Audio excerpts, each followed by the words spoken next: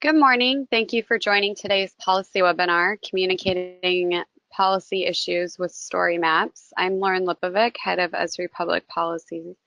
In the next hour, my colleague, Solution Engineer Bonnie Stair, will walk you through the mechanics of building a cascade story map to communicate a policy issue. Today, we'll use transportation infrastructure as an example. We ask that if you have any questions throughout today's workshop that you please post them in the side chat window of the broadcast. Bonnie and I will address those questions as they arise and address any other questions at the end. So with that, I will turn it over to Bonnie. Thanks, Lauren. Thank you all for joining us today. To start off with, I wanted to level set and go over what are story maps in case anyone hasn't seen or heard of them before. So we define story maps as simple web applications that combine interactive maps, multimedia content, and user experiences to tell stories about the world. Now that could be presented in a variety of different formats. So our story maps come in different templates with different layouts for how you want to present your content. It could be a sequential narrative, a comparison of maps, a series of points of interest, or even crowdsourcing. But today we're going to focus on one particular template called the Story Map Cascade, which allows users to scroll through maps and multimedia. No matter what format you choose, though, you can use story maps to help you communicate about policy. So this might be to promote an initiative or a program, explain why a policy is needed, or even show how policy impacts your constituents or stakeholders, or all of these together. A couple examples of how this has been done. One example shown here is from NOAA. They've created an application to help educate the public about how their organization helps to protect the country as well as contribute to the economy. And the example on the right is an example from the country of Trinidad, where they're helping to educate people about a problem their country is facing in terms of coastal erosion, how it's impacting their residents, and what activities and actions are being taken towards sustainable development. And both of these are using that cascade format that we'll be walking through. So let's look at some more examples of this cascade format to show exactly what you can do with it. So this is an example that our team put together here at Esri about the opioid epidemic. So as you can see, I can start to scroll down through this content. I'm presented with a full screen view of text and narrative information, as well as other media like charts and photos. Information can be organized into sections with these title bars, and then we can dip into what we call immersive sections to present a kind of full screen view of, in this case, a map on opioid prescription claims. So we're talking specifically about Medicare Part D opioid prescription claims, where we get some scrolling text that appears over top of this map. And these immersive sections can be used to kind of show different views of the data. So in this case, we're highlighting different parts of the country to bring out certain statistics and areas of interest around the country. As we continue to scroll down, we'll move on to other sections, such as the change in the opioid prescription rate or claims rate across the country by county. So using another immersive section here. And then moving on to drug poisoning data. So in this case, showing again at a nationwide scale, the drug poisoning deaths, the death rate obviously clustered in certain areas. So we can highlight, again, those areas across the country that we want to call attention to, for example, West Virginia. I can also navigate across the top here and go to these other sections about providers, so mapping data about who is writing these prescriptions, responses that are being taken, what different levels of government and organizations are doing to combat this problem, and even embed other types of content like interactive applications. So actually embedding live web mapping applications inside of our story map. And then finally, embedding other story maps themselves into this application. So this is a crowdsourcing application for users to tell stories about loved ones they've lost to this epidemic. So there's lots of different types of content that can be presented within this Cascade template. So it's great for telling those in-depth stories in this sort of free-form structure that it's easy for people to navigate through, since all they need to do is scroll. So another example, again, created by a team here at Esri about transportation infrastructure. This is the one we'll focus on for the rest of the time and kind of build our own version of to show you how to put one of these together. So similar to the last one, it starts out with some introductory narrative text. We have some overall statistics about how freight is moved by different transportation modes. And we can continue scrolling down and see different formatted text to call out certain statistics and even embed other media such as photos in a sequence here. And then we can jump to each different section that we're interested in exploring, all these different modes of transportation. In this case, starting off with roads, in particular the national interstate system, and we're presented again with this sort of immersive style map to show us how much use this mode of transportation is getting. And then it goes through and changes the view of the map, changes the data that's presented to talk about roads that are in poor condition, and then highlighting specific choke points across the country and how many problems they can create, zooming in to a local level to call out a very specific area, a very specific locality that can sometimes suffer from traffic congestion. And then going down to the next mode, which would be bridges. Again, we've got some introductory text here, and then a map of the nationwide kind of bridge data, and presenting that in a way that shows the number of bridges as well as their overall condition. And again, drilling into an area, specifically calling out a local area. So this might be something you would do, again, if you're representing a certain part of the country, you can make it a more personal story by showing what's going on exactly in your particular area. And then we can continue to explore more information about each of these modes, looking at railroads, also information on ports. They all kind of follow the same basic format with some text and an immersive section showing that mode, airports, etc. And then down at the very bottom, we'll see there's a credit section. So we'll talk about how to configure that as well. So I'm going to use this as sort of a basis for walking through how to put one of these together. But first, I just want to hop back to our story map for one quick second, or hop back to our PowerPoint. So when you are ready to get started building one of these templates, building one of these applications, you want to do some planning first. So obviously I'm going to go through an example of configuring where I've already got a lot of the content already prepared that I'm going to use to put this together.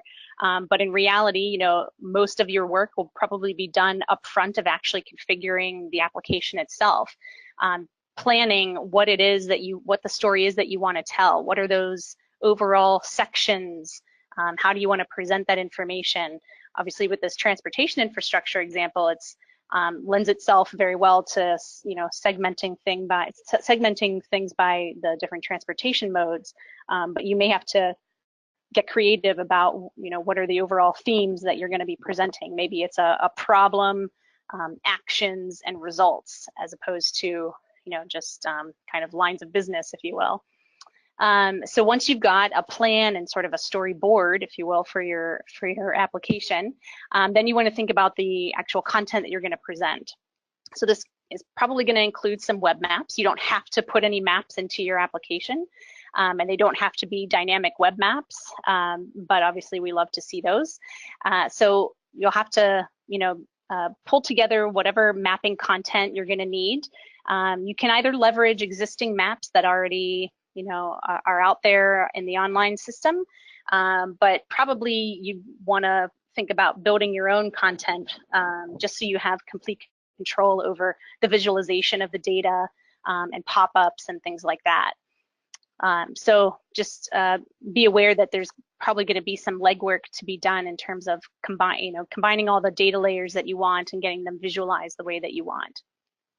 then, as we saw, there's other types of media, videos, photos, charts and graphs, other web applications that you might want to incorporate. So if you can gather those ahead of time, that's great. Just be aware of, images and videos and things that you find on the open internet. We want to watch for copyright permissions and reuse permissions. If you're working in the public sector in a non-commercial organization, then you probably have a little bit more freedom. But there's also capabilities within the Cascade Builder application that make it easy to find some of this media content that you might want to incorporate, and we'll see examples of that. So now I'm going to jump into actually how we build one of these. So let me go to our StoryMaps website. So if you've never been here before, you can start building one of these applications by going to storymaps.arcgis.com. And if you're not already signed in to your ArcGIS Online account or your portal account, you can go ahead and sign in over here in the top right. So that way the system knows who you are, and we'll see at the end of the presentation how this can help you manage your StoryMap content. So when you're ready to build an application, you can go to the Apps section, and then this lists all those different templates that Esri provides for creating story maps. So the first one is our map tour. If you scroll down just a little bit, you'll get to the multimedia narrative section where we've got 2 examples. And the second one here is the story map cascade. So this is the one we're going to focus on. But again, you're not limited to using this certainly for your policy stories. So you notice all of these templates have a builder function that I can launch right here from this page. So if I go ahead and launch this builder, I'm presented with the sort of configuration interface. Now, just one quick note, while these Cascade applications can be viewed, their final presentation of them can be viewed on any modern browser, this builder application will only work in Chrome or Safari. So be aware if you need to author one of these applications, you'll need to use one of those 2 browsers, but you can view the final version of it on any modern browser. So we always start off with a cover for our Cascade story. So I'm prompted to enter a story title. I'll go ahead and use the one that we saw before. And then I can optionally put in a subtitle here if I want. So I think I'm going to put in Exploring America's Aging Infrastructure. And I have a default image that's shown behind my title. Obviously, this is hit or miss whether it's actually going to be relevant to your topic, but we can go into the add image or video option to change what image we want to show here. So if you have an image already online somewhere that you know you want to use, you can use the link to content option and just put in the URL to that image or video. We saw the video playing in the back of the earlier example. Or we can also browse photos on a couple different kind of photo sharing sites. So we have Flickr, Google+, and Unsplash. If you've never heard of Unsplash, it's a great collection of free, high-quality photos that are all free for reuse. So you don't really have to worry about the licensing in this case. So I'm going to search for some nice photo about, do a railroad maybe. Put that as my cover photo. I'll choose this one. And then notice now that I've specified an image, I have an edit option. So anywhere within this interface that you see this little pencil icon, that means you can edit this content. So if I decide later that I want to use a different photo, I can go into the edit mode and change a few things about how this cover looks. So first, it's asking me what theme I want to use. So basically, do we want to have some nice background behind our title text? Right now, it's showing me black text on a white background. I can do the inverse of that if I think it looks better, or I can remove that background and use just the standalone text. So I'll choose whatever option I like. And then for the background itself, we also have this nifty little tool that lets you see how it appears on mobile devices. Since so many people now consume all this web content on their phones and tablets, we engineered these applications with an eye towards that. So I can drag this little dot around to see how that background shifts. You know, if your photo is larger than the window that you're looking at, how does that show up on these different views? So I can position it the place that I want it. And then if I want to swap it out altogether, I can go into Manage, Change Media, and I'm back into my image search. But I'll stick with the one that I've got. And then when I'm done, I click the blue check mark to get back out of that edit mode. So now I'm ready to move on and start adding more content. First thing I'm going to do, though, is save. Just like any other thing that you do on the computer, it's a good idea to save early and often to preserve your work. So next, I want to add some introductory text for this story. I want to introduce, you know, why infrastructure is important and why we care about it, and so on and so forth. So as I scroll down, I get a little blank section here with a plus sign. And anytime you see this plus sign in the Cascade Builder, this means that you can choose what type of information or what type of content you want to add. So I can either add some text, I can add another piece of media, which could be, you know, a photo or video or map or website. I can make a title to help, again, create those sections of content, or an immersive section. And so we'll look at each of these as we go through, but I'm going to start off with some text. That's generally what we see people go into after the cover photo, is just to start their narrative with some text. And again, I'm cheating a bit today and just using some content that I took from the example we looked at before.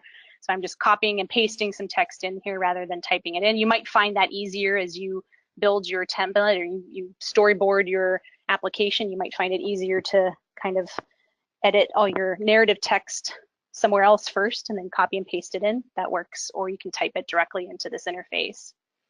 And notice it put a paragraph in here. I had, you know, paragraphs in my document that I copied out of. It adds a little plus sign in between those in case I want to put something in between those paragraphs, but I'm just going to leave it for now.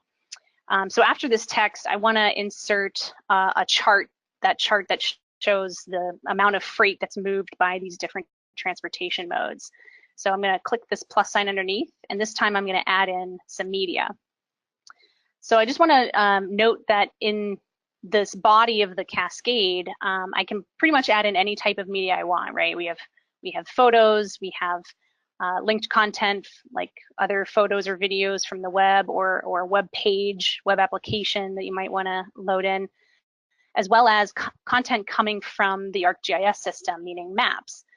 So in this case, I'm able to explore content coming from ArcGIS Online, my organization, or my own content. You won't have these options when you're working in the cover photo. So for the cover, we really limit you to either using a photo or a video, just because, you know, that's generally a best practice that we decided to enforce by limiting what you can do there. But in the body of your story, you know, you can incorporate these maps and other content pretty much any way that you want. So in this case, I want to upload a chart that I just have sitting on my hard drive. So I can drag and drop from my Windows Explorer, or I can browse and choose that chart and add it in. So now that's kind of added into my story. It's by default put in at this size, but as we saw with the cover photo, I have some editing options if I want to make some changes to this. In this case, I can change the size. If I want to make it a little bit bigger, probably looks a little bit better than that smaller view. The large is probably too big in this case, so I'm going to stick with the medium size. And again, if I want to change this at any point, I can go into the Manage option and get back to that media dialog. There's also this additional image button, which we'll look at in a second, some other images. We also provide captions for any of these pieces of media that you want to incorporate in. So you might use these captions for things like, you know, citing sources. So if this data came from the Bureau of Transportation Statistics, I can cite the source here. I can even highlight this text and then hyperlink it. So if I want to link out to the particular web page where this content came from, that might be a good idea. And there's other formatting that we'll look at with some other text a little later. All right, I have some more text that I want to include after this to continue my narrative. In general, for these longer sections, for these kind of text sections, longer bits of text tend to work well.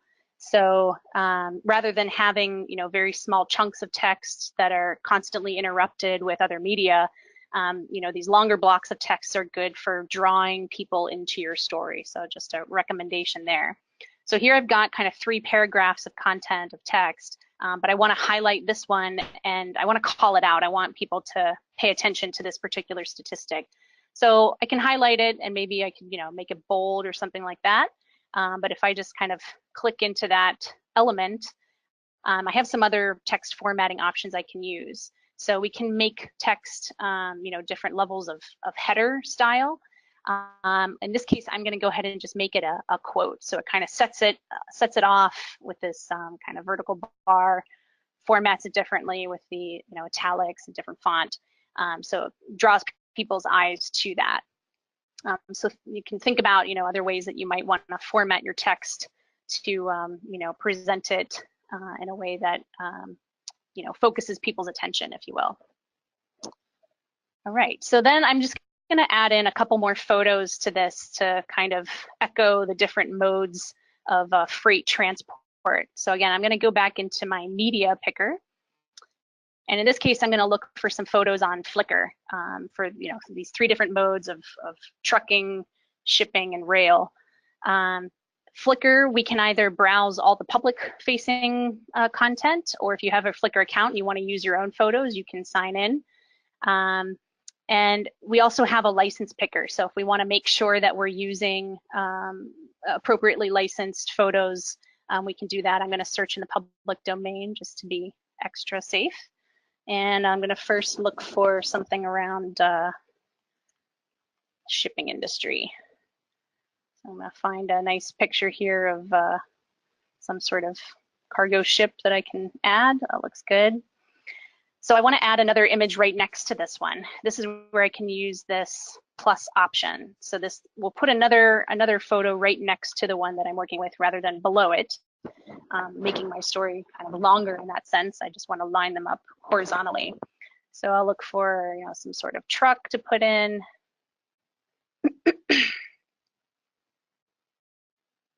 There was a nice red and blue ones, colorful, kind of like that. Oops, where did it go? Oh, there it goes. And maybe I'll add one more for the rail. So I'm going to call this, I'll search for freight rail, just to cover all these main modes. Santa Fe rail. Okay, so I've got my 3 images lined up. I think you can do up to 4 here. You notice they get a little bit smaller just to fit them on the page appropriately. So, it's kind of a good way to break up those larger pieces of text, but you don't want to overdo it. Just keep that in mind. All right, so we've introduced this narrative with some good photos and descriptions about why this industry is so important. So now I want to add some mapping sections on the specific topics of these different modes. So this will start to give our audience a spatial reference for the infrastructure we're talking about. So I'm going to dive into a specific section. So I'm going to use the title element to kind of orient my users or my readers to the fact that we're focusing on a specific topic now. So again, just like the cover photo, I can enter a title here, and I can add an image behind this title if I want, rather than that default kind of relief map, if you will. So again, I'm going to use Unsplash, and I'll just look for something to do with a road. Let's see. I think I like this one. And notice when this image comes in, obviously our title bar is very skinny. So I wanna move my photo. I want to orient it so that the road is the focus rather than the sky, right? So again, I can use this background option to kind of move my image down and position it the way that I like. And again, if I want to update the theme for this as well, I can choose those different title options. So now under this section, again, I might have some more narrative to give some specific statistics about the roads and the interstate system within America. So I'm going to copy some more text into here. And then I want to dive in and show some of this data on a map and show the extent of this system across the country. So in this case, I'm going to use an immersive section. I could just embed a map underneath this text, and it can be small, medium, or large. But instead, I'm going to use this immersive section, which is an interesting way to present the data again in sort of this full screen view with a scrolling text box over top of it. And we can create multiple views within an immersive section that can present the same map in different ways, as we saw in some of those opioid epidemic sections, or it can be entirely different content, right? You might switch from a map to an image and back to a map, for example. So first thing I'm going to do is add in the map that I want to show here. In this case, I'm going to use the ArcGIS content, and I'm going to go under My Content, where I've already got some maps pre-built. Now, we're not going to take the time today to talk about all the nuances of authoring web maps. We could spend a whole another series of webinars on that topic. But basically, I'm using the same maps that our team used in their version of this story map. So I found those maps online, and I'm just reusing them within my own version of this application. But again, you might want to start building your own maps from scratch, gathering your data layers, choosing the visualization that, how you want to present that data. But today I'm going to just select these existing maps. So I'm going to put in this infrastructure map that by default doesn't actually show any layers. We just sort of have a base map displayed. But what I can do is use the editing options in here to turn on the layers that I want to display. So in this case, what the team did was put a lot of these infrastructure layers into a single map, and then didn't turn any of them on, and just used the Cascade configuration interface to decide what layers get displayed. So in this case, we're talking about the interstate truck traffic. So I want to turn on this layer that shows in purple the interstate highways and their average truck traffic as the thickness of the line. So I've chosen that as the layer that I want to have on. I could turn on more if I wanted to, but usually simpler is better for clarity. So I'm just going to use that one layer. And notice there's some other options that I have down here. If I wanted to have a pop-up turn on for a particular segment of the road, I could, if the pop-ups are enabled, turn on a pop-up, and we'll see this in another section. We can also disable the interaction. So if I don't see any need for my readers to zoom in or out on the map or pan it around, I just want them to see this one view, this one extent, I can disable that interaction so that they can't quote unquote go wrong in exploring this content. And then if I do want to dive into a particular area, I can configure that in another view within this immersive section rather than relying on the user to know where to zoom in. I can just make that part of my story. We can also provide users with a button to enable the interaction, so it'll be off by default, and then they can turn it on if they decide they want to explore the map. But for today, I'm just going to leave it enabled. Again, we have our management option if I want to go in and change the content in this view altogether. And we also provide, again, with some thought to our mobile users, if there's some content that you embed within your Cascade map that may not provide the best experience on a mobile device, we provide a way for you to configure alternate media. So instead of an interactive web page that you embed in here or an interactive map, maybe you just provide a static image, just a snapshot, so that it's a little bit better experience for those mobile users. The application will kind of warn you when it thinks that there's some media that might not be good for mobile users. This is just a basic web map. It should be fine. But for example, if we embedded a live web application, it would warn us to maybe consider providing some sort of alternate media. So now I want to add in some text for my scrolling panel to tell people more about what they're seeing on this map. So again, I've got my content that I can just copy and paste. And just as before, there's some formatting options. So, I can click this element if I want to make it justified a different way, make it a different header size. We can also select text to get that other formatting options, such as making it bold or italicized, hyperlinking it, or changing the color. So this is an interesting use case where rather than providing a legend for the map, we actually use color with the text to describe what people are seeing. So it's pretty simple in this case since there's only one layer on the map, but if you had multiple layers and you wanted to distinguish what one color meant over another, you can use this as a technique for that. So I'm going to make this average daily truck traffic text that dark purple color. Now, unfortunately, you can't really see it against this black background. So then maybe I want to change my theme for my background to instead use black text on a white background. Notice we can also reposition this box. So it doesn't always have to be over on the left-hand side. And we can make it smaller or larger depending on what works best. So now I've got purple. I'm going to make it bold too, so it stands out a little bit more. So now I've got some nice polish to my narrative, to my little text here to kind of match it to the map. So right now my immersive section only has one view, so I can come down here to this panel to add more. I can either add a new one and start kind of from scratch again, but in this case, I'm going to use the same web map. I'm just going to change what layer and text are displayed.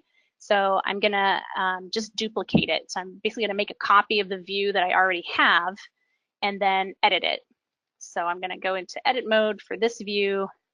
And instead of the truck traffic dark, I'm going to turn on the lighter version of it. So it's kind of sort of background information, and then turn on the layer for the bad roads. So this highlights, those parts of the interstate system that are in poor condition. And again, if I want to manage this or disable interaction, I can do that. Now I want to add in the text specific to this section. So I'll grab that. And notice it copied the same theme, so I don't have to edit this this kind of background again. But again, I can make my text a different color just to kind of highlight it. All right. And we also have a title for these immersive sections. You don't have to use it, right? You can leave this blank. In the version that we looked at earlier, they left it blank. But if I wanted to, just to remind people what mode we're looking at, I could put in, roads or something about the interstate highway system,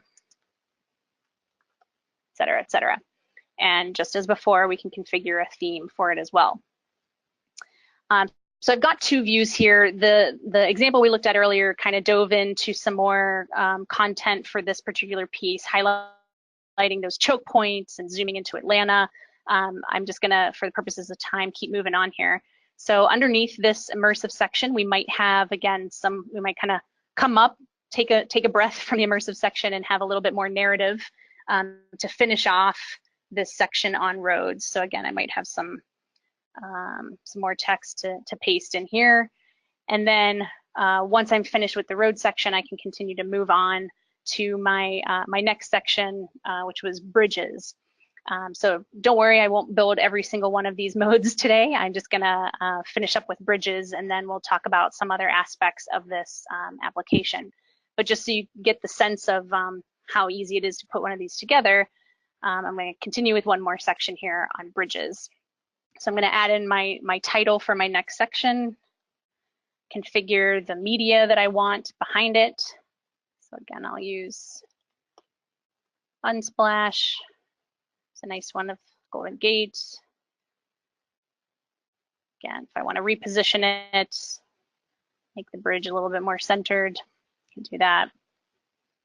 And then continue with my my story, again, with either some narrative content or right into our immersive content if I wanted. I've got this text already written, I'm going to use it.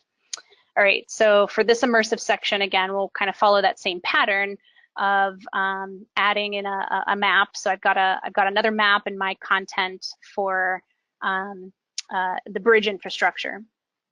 So I'm going to use that one. And in this case, it does have this kind of national scale layer turned on. And if you didn't catch it when I scrolled through earlier, we're using a technique called hexagon bins to aggregate all the bridge information for display at this national scale. If we tried to draw every single bridge in the country, it would be kind of unreadable.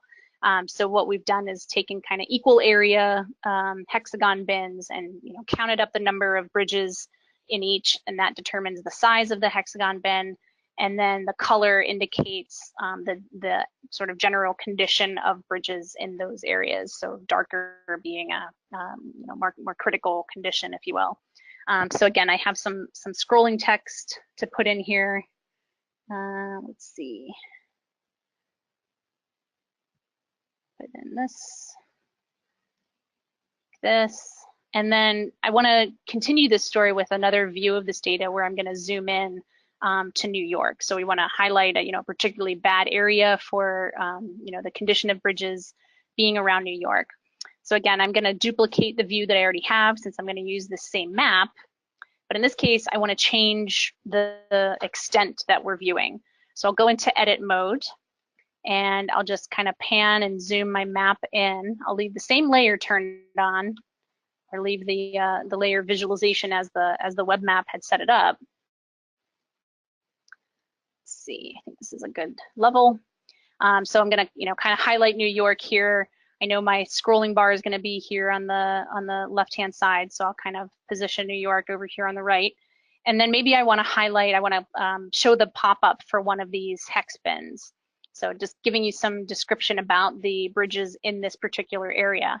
So I can turn that pop-up on, and the application will remember that pop-up is displayed and have it turn on by default when my user scrolls to this section. So again, this will enable an option to clear the pop-up if I decide I don't want to show that one, but I'll leave it turned on for now. So that looks good. And then for this view, I have again some further text put in.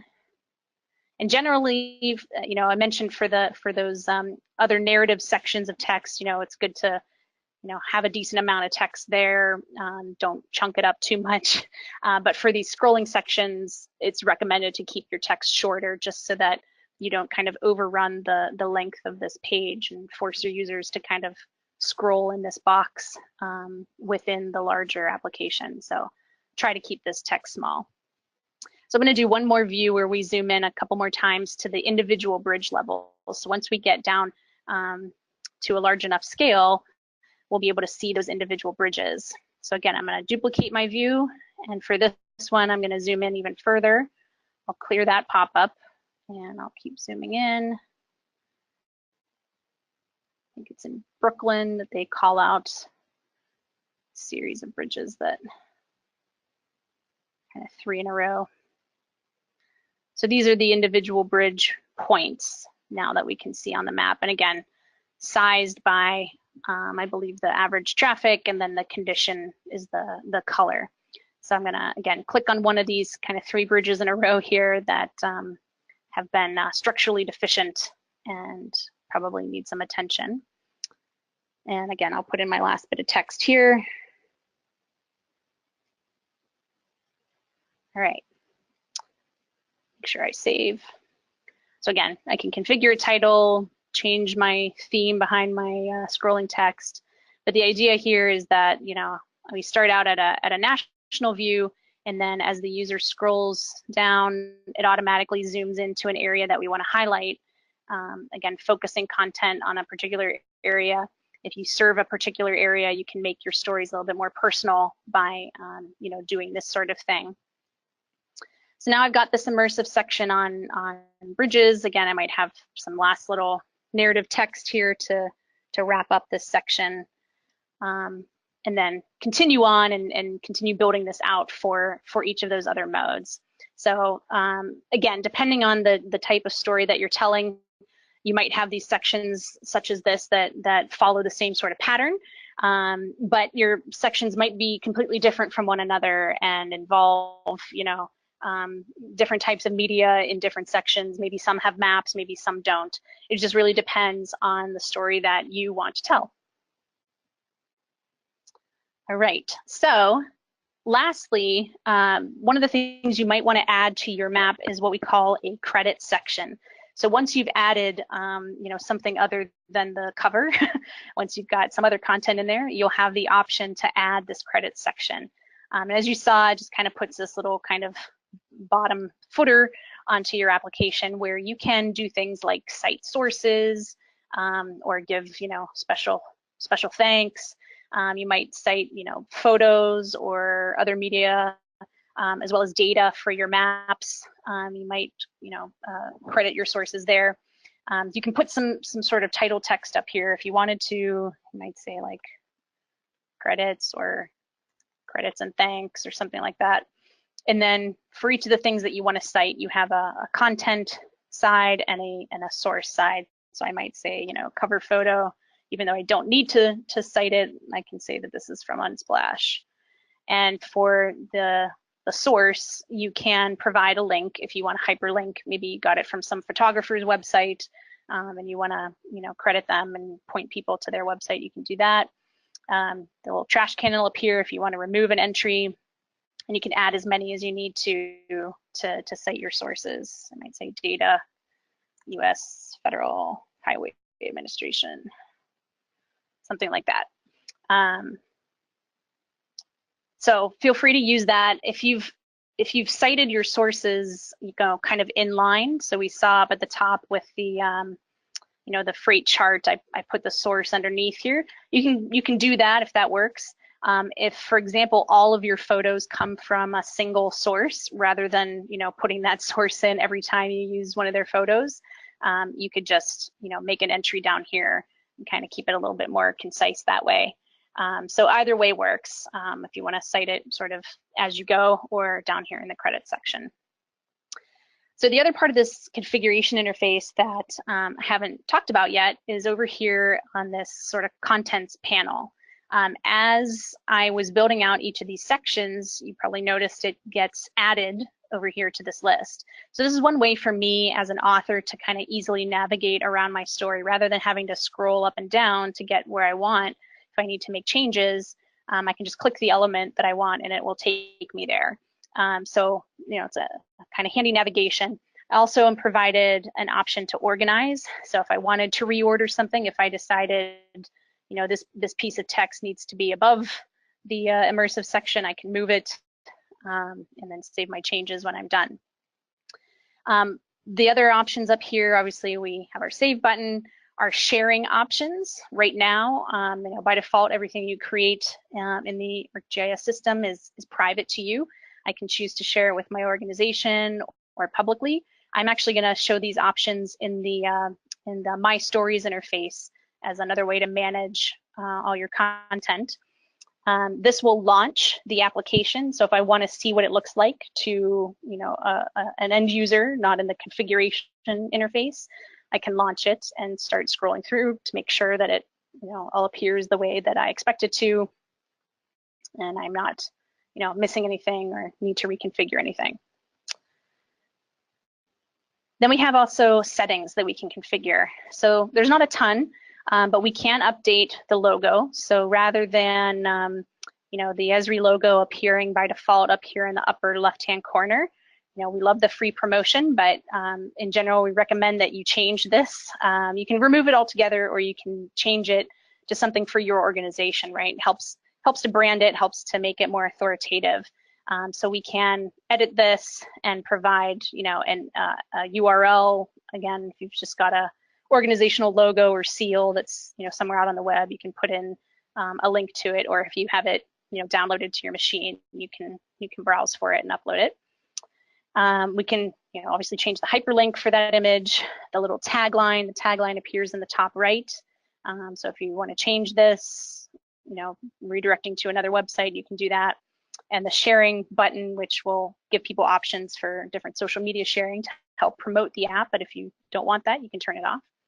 The bookmarks are an interesting technique for helping people navigate. So again, as an author, you know, I'm able to jump to different sections over there in my content panel. But for the end user, they might like to have these sections kind of identified at the top of the page that they can then jump to easily if they want to, you know, navigate out of order in your story map. It will provide you the option to turn on kind of every one of your elements. Definitely don't recommend doing that if you can come up with these kind of overarching sections or themes that you want to, you know, provide people links to.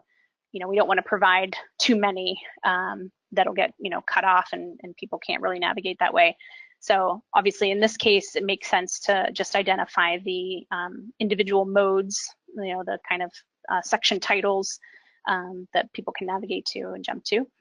And then appearance, there's a couple options if you would rather do a kind of a dark theme. So, you know, your text background, you know, of your narrative sections, you know, would be a black color with white text on top instead of black on white. And then if you're not a fan of the default font, we have a few different font choices for titles and body. So you can, you know, choose to apply those changes. So now that I've added those couple bookmarks, they're now listed up here at the top. And I can make these different texts if I wanted to, if I just wanted to number my sections rather than provide the actual, you know, strings as text. I can change that in the settings as well. But this will make it easier for my end users to navigate. All right, so I can save those changes. Everything's good right now. It's still just shared privately. I did want to show the My Stories page. So back on the Story Maps website, this is where we launched that builder from, if you remember. Back up at the top, since I'm signed in, I have access to this section of the site called My Stories. So I can go here and see all of the different story maps that I've created, no matter what format they are. You know, they're not just the cascades, but any type of template that I've used. So you can see I have a backup here that I had made, but this is the one that I just created today. And so if I want to do some further management on this, this kind of gives me a nice way to do that. So I click the name and it expands it for me. One thing that it's going to do right away is this sort of health check. So basically it's listing for me any of the web maps that I'm using within my story map. It also tells me how those web maps are shared right now within the ArcGIS Online system, what section of my story map they're used in, and I also have links to edit those if I'm the owner of that map. It'll also list the images that I'm consuming within here. So a lot of these were ones that we just grabbed from Flickr or Unsplash. This is that freight chart that I uploaded. It gets its own little directory up there. So it's just checking to make sure that all of those images are accessible. So this is a good way to make sure that all of the content that supports your story map is accessible to the end user. So again, right now it's private, so I'm the only one that is seeing the story map, but if I'm ready to make it public and I choose the public sharing, again, it's going to do this check to make sure that, you know, my web maps are also shared publicly. So if I had a story map that was public, but the supporting maps were, you know, private or just shared to my organization, that would quote unquote break my story. So my user, as they scrolled through, would end up being prompted to log into the system because the map wasn't shared publicly. So it's just a check to make sure that you know, your sharing is consistent. It would flag these things in red if they were not shared appropriately. Bonnie, we have a question. Uh-huh. When you're embedding an ArcGIS map, do you have to designate the content colors beforehand in ArcGIS, or is there some way to do it after? So I'm assuming you mean the fact that these are purple instead of red or something. I'm assuming that's what they mean. So we call that the styling or the symbology of the layers. And yes, you would set that up in the web map ahead of time. Again, there's some ways to link to it from the story maps page. Like if I wanted to change the way that those lines looked, I could go in and edit the map and make changes. You know, it's just going to link me back to the ArcGIS Online system in this case. But this is the map itself. So this is the built-in map viewer to ArcGIS Online. I think I need to refresh this. the built-in map viewer, this is where you do the configuration of your web maps. This is where you add in, the layers that you want to have available, and then, configure their styling and their pop-ups and everything.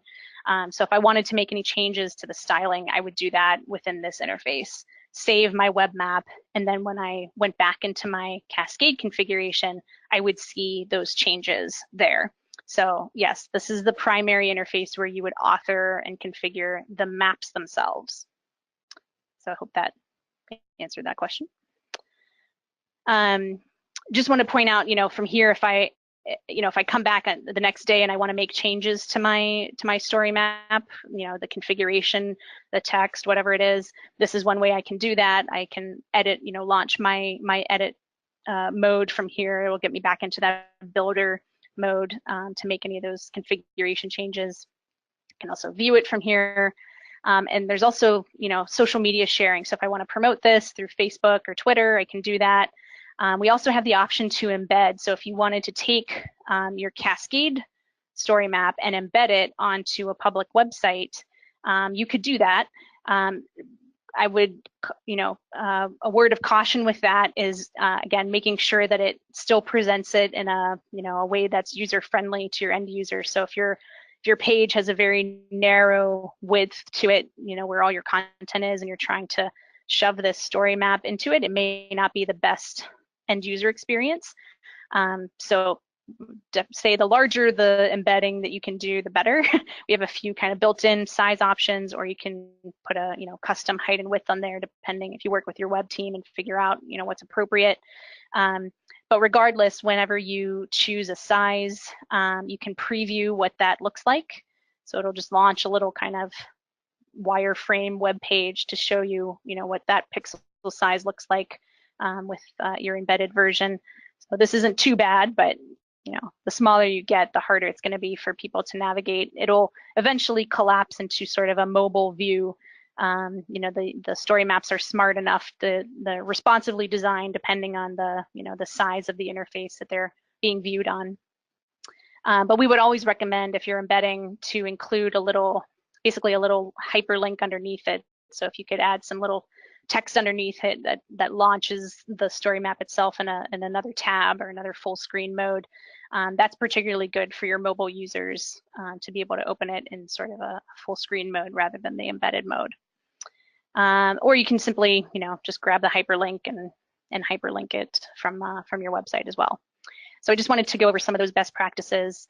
We'd also recommend you, if you are going to be promoting this through social media, to change the default thumbnail. So rather than using this default icon that Esri creates here, use this option to choose a photo. In this case, I can use some of the photos from my story, so the ones that I've chosen from Flickr or Unsplash or whatever it is. Or I can upload another one, but this is really important for when you are promoting it on social media, to have a good, thumbnail image and a summary as well. So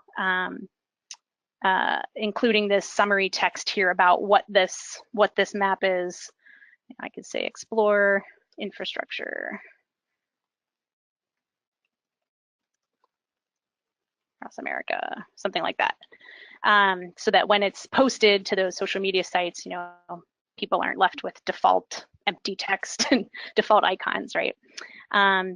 So I think that's it in terms of the content that I was going to cover. Again, we just focused on transportation infrastructure today.